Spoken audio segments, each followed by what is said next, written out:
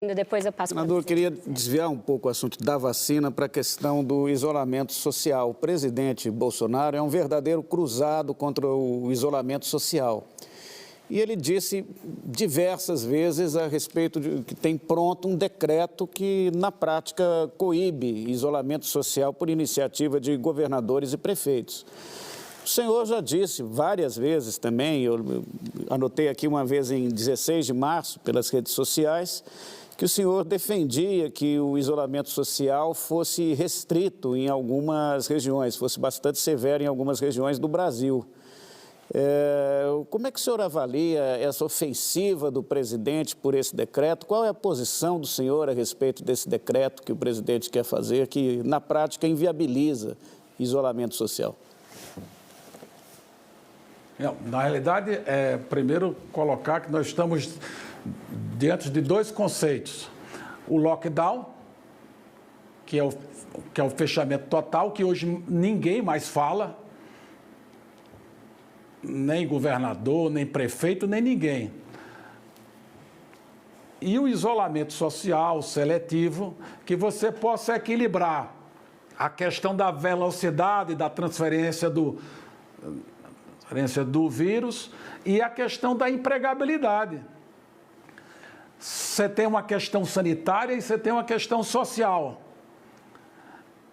Então, eu já me pronunciei, eu sou a favor do distanciamento social.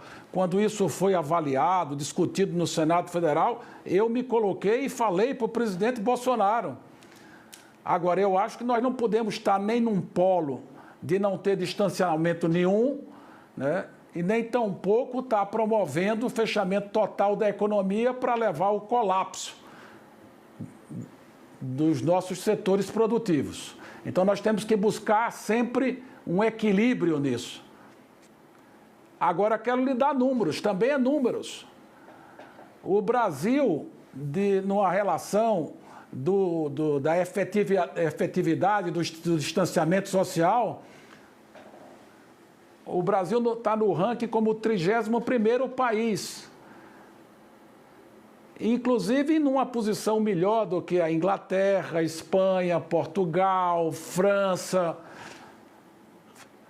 que foram países que adotaram, digamos assim, do distanciamento social até mais duros do que o Brasil, mas estão com um número de casos por milhão de habitantes muito próximo ou até pior do que o Brasil. O senhor diria que o presidente está tendo uma posição de equilíbrio quando ele trata do isolamento social? Quando ele trata e quando ele promove aglomerações, né, senador? Como churrasco. Como nesse fim de semana, que fez churrasco, fez passeio de moto, etc.